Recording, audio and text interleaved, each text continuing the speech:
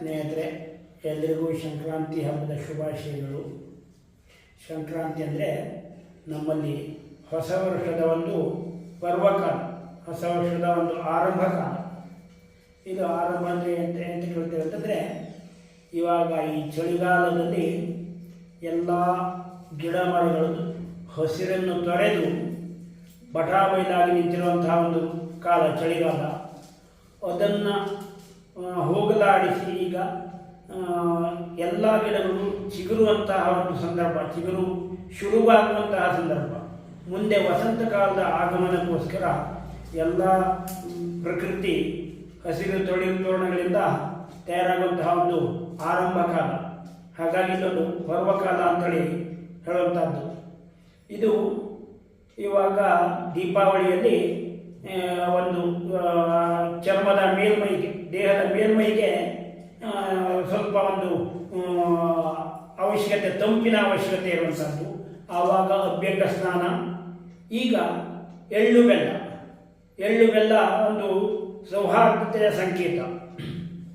ಸೌಹಾರ್ದತೆಯಿಂದ ಉಳಿಯೋದಕ್ಕೋಸ್ಕರ ಎಳ್ಳು ಬೆಲ್ಲವನ್ನು ತಿಂದು ಸವಿಯಾದ ಮಾತನಾಡಿ ಅಂಥೇಳಿ ಎಲ್ಲರಿಗೂ ಒಂದು ಶುಭಾಶಯನ ಕೊಡುವಂತಹ ಒಂದು ಕಾಲ.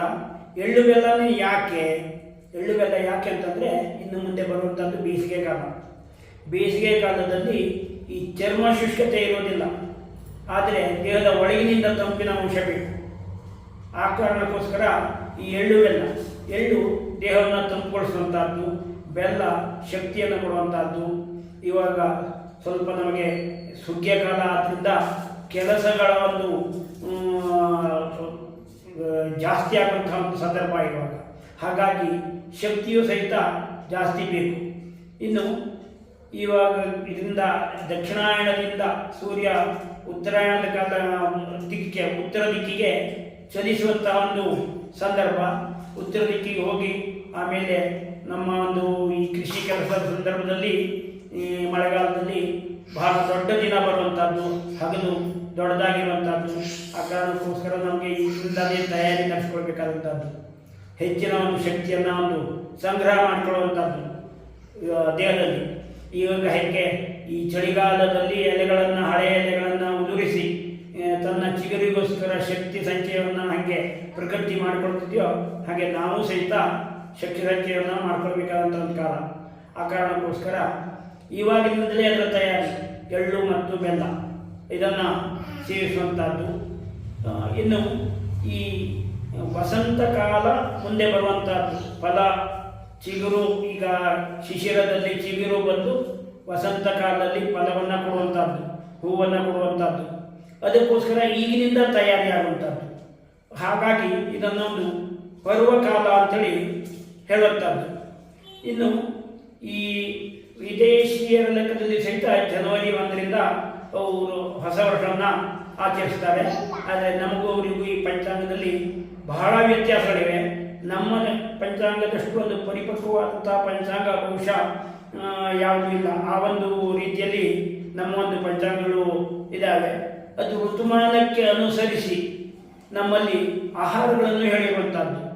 ಈ ಋತುಮಾನಕ್ಕೆ ಅನುಸರಿಸಿ ಇವಾಗ ನಮ್ಮೊಂದು ಈ ಹಿಂದೂ ಒಂದು ಅಡುಗೆಯ ಪ್ರಕಾರ ನಮ್ಮಲ್ಲಿ ತಂಪಾದ ಒಂದು ಅಡುಗೆಗಳನ್ನೇ ಮಾಡುವಂಥದ್ದು.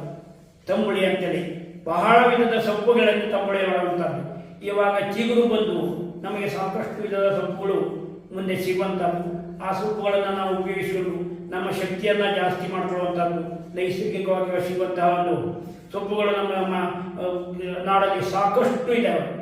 ಅದನ್ನು ನಾವು ಉಪಯೋಗಿಸ್ಕೊಳ್ಬೇಕು ಅಂಥೇಳಿ ನಮಗೆ ಇನ್ನು ಮುಂದೆ ಈ ಪ್ರಕೃತಿ ನಮಗೆ ಕೊಟ್ಟಿರುವಂತಹ ಒಂದು ಲಾಭಗಳು, ನಮಗೆ ಬೇಕಾದಂತಹ ಒಂದು ಲಾಭ, ಪ್ರಕೃತಿ ಪುಕ್ಕಟೆಯಾಗಿ ಕೊಟ್ಟಿರುವಂಥದ್ದು ನಮಗೆ. ಅದನ್ನು ನಾವು ಸರಿಯಾಗಿ ಉಪಯೋಗಿಸ್ಕೊಳ್ಬೇಕು. ಅದನ್ನು ನಮ್ಮ ಹಿರಿಯರು ಎಲ್ಲರೂ ತಿಳುವಳಿಕೆ ಕೊಟ್ಟಿದ್ದರು. ಅದನ್ನು ನಾವು ಇನ್ನು ಮುಂದೆ ಸಹಿತಾಗಿ ಉಪಯೋಗಿಸ್ಕೊಂಡು ಹೋಗಬೇಕು. ಇದು ಈ ಸಂಕ್ರಾಂತಿ ಹೇಳುವಂಥದ್ದು ನಮಗೆ ಈ ನಮ್ಮ ಹಿಂದೂಗಳಿಗೆ ಒಂದು ಬಹಳ ಪರ್ವವಾದ ಕಾಲ. ಇವಾಗ ನೋಡಿ, ಇನ್ನು ಮುಂದೆ ನಮಗೆ ಅಲೆಮನೆ ಶುರು ಆಯಿತು. ಅಲೆಮನೆ ಯಾಕೆ? ಈ ಕಬ್ಬಿನ ಹಾಲು ಇನ್ನು ಮುಂದೆ ಈ ಸಂಕ್ರಾಂತಿ ನಂತರ ಸಾಮಾನ್ಯವಾಗಿ ಸಂಕ್ರಾಂತಿ ನಂತರ ಯುಗಾದಿ ತನಕ, ಯುಗಾದಿ ನಂತರ ಕಬ್ಬು ನೆಟ್ಟು ಗಿಡ ತಯಾರಾಗಬೇಕು. ಈ ಕಬ್ಬು ಸಂಕ್ರಾಂತಿಯಲ್ಲಿ ವಿಶೇಷವಾಗಿರುವಂಥದ್ದು ಅಂದರೆ ಕಬ್ಬಿನಿಂದ ಬೆಲ್ಲ ತಯಾರು ಮಾಡುವಂಥದ್ದು. ಕಬ್ಬಿನ ಸಹಿತ ಕಬ್ಬಿಣದ ಅಂಶಗಳು ಜಾಸ್ತಿ ಇರುವಂಥದ್ದು, ನಮ್ಮ ಶಕ್ತಿ ಕೊಡುವಂಥ ಒಂದು ಅಂಶ ಜಾಸ್ತಿ ಇರುವಂಥದ್ದು. ಅದಕ್ಕೋಸ್ಕರನೇ ಈ ಸಂಕ್ರಾಂತಿ ನಂತರವೇ ಕಬ್ಬಿನ ಒಂದು ಅಲೆಮನೆ ಶುರುವಾಗುವಂಥದ್ದು. ಈ ರೀತಿ ಇದನ್ನು ನಾವು ಒಂದು ವೈಭವದಿಂದ ಆಚರಿಸುವಂಥದ್ದು. ಈಗ ಇದರಲ್ಲಿ ಕೇರಳ ಕಡೆ ಪೊಂಗಲ್ ಅಂತೇಳಿ ಹೇಳುವಂಥದ್ದು, ಅದು ಸಹಿತ ಸಂಕ್ರಾಂತಿಯಿಂದ ಶುರುವಾಗುವಂಥದ್ದು. ಅಲ್ಲಿನ ಒಂದು ಆಹಾರ ಪದ್ಧತಿ ಅಲ್ಲಿನ ಅನುಸರಿಸಿದೆ. ಇಲ್ಲಿ ನಮ್ಮಲ್ಲಿ ಕರ್ನಾಟಕದಲ್ಲಿ ನಮ್ಮ ಆಹಾರ ಪದ್ಧತಿ, ಉತ್ತರಕ್ಕೆ ಹೋದರೆ ಅವರ ಆಹಾರ ಪದ್ಧತಿಯಲ್ಲಿ ಬೇರೆ ರೀತಿ ಇರ್ಬೋದು. ಆ ರೀತಿಯಲ್ಲಿ ಸ್ಥಳೀಯವಾಗಿ ಆಹಾರವನ್ನು ಈ ಸಂಕ್ರಾಂತಿಯಿಂದ ಸ್ವಲ್ಪ ಬದಲಾವಣೆ ಮಾಡಿಕೊಳ್ಳುವಂಥದ್ದು. ಆ ಕಾರಣಕ್ಕೋಸ್ಕರ ಇದನ್ನು ಪರ್ವಕಾಲ ಅಂತೇಳಿ ಹೇಳುವಂಥದ್ದು. ಎಲ್ಲರಿಗೂ ಸಂಕ್ರಾಂತಿ ಹಬ್ಬದ ಶುಭಾಶಯ.